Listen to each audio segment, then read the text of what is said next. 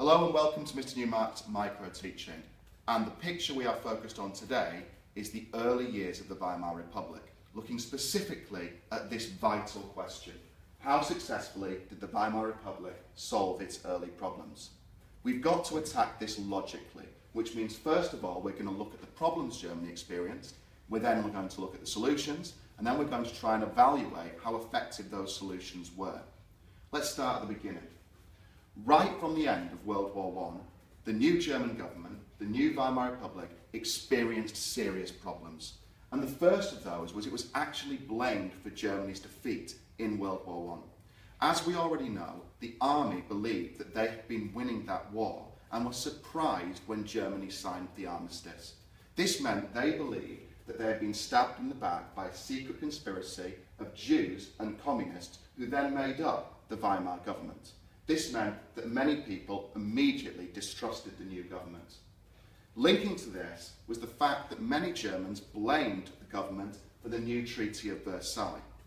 The Treaty of Versailles, as you already know, was incredibly harsh on Germany, and many Germans believed this to be unfair.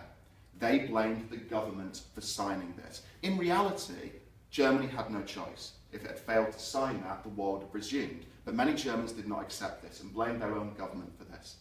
Added to this was the fact that the Weimar Republic was trying to introduce a new style of government. And this was democracy. Germans weren't used to democracy. They were used to one strong leader at the top telling everyone what to do, which meant there wasn't really a sense of support for this new untried political system. So as you can see, right from its establishment, the Weimar Republic has problems, and things only get worse. The first of these problems is the occupation of the Ruhr, which occurs in 1923. Germany is expected to pay £6,600 in reparations to Britain and France, but it simply can't afford to. Its economy is devastated, so it stops paying. So France, like a bailiff going into someone's house to take goods to the value of what they can't afford to pay back, goes into the industrial area of Germany and tries to take their production. This means taking their coal, their iron, their steel, as compensation for the reparations they weren't receiving. As a result of this, the German workers in the Ruhr went on strike. They refused to carry on working, knowing that everything they was making was going to go straight back to France. This caused Germany further problems, because now the Ruhr was at a standstill, with nothing being made at all. Germany was still expected to pay those reparations, and the only way to do this was to print more money, which they did. They printed vast amounts of money.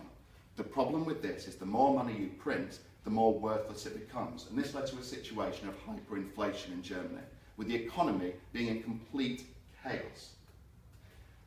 Moving on from this, we have the Munich Putsch. Because Germany is in such a mess at this stage, the Nazis, at an early stage of their development, decide the time is right to try and take over the country by force and install Adolf Hitler as dictator. They believe they can do this because of the chaotic situation in Germany. And the last, and probably the biggest problem Germany has, which underpins all the others, is its debt. It owes millions and millions and millions of pounds to other countries, and it will be impossible for them to develop their economy, and by doing so it will be impossible for the German government to gain more support while it has to do this. Germany is in trouble. Let's look at the solutions. The first three problems there is very little Germany can do about, and the government struggles with this right up until when the Nazis take control. Each of these remain one of the reasons why the Nazis eventually managed to achieve power. However, the Weimar Republic does have one big advantage. It has a very able politician named Gustav Stresemann. Gustav Stresemann sets about attempting to solve the problems that we have identified. The first problem he tackles is the occupation of the Ruhr. He simply tells the workers there that they have to go back to work. Now, obviously, this leads to resentment in Germany, with many Germans feeling that Stresemann is unpatriotic.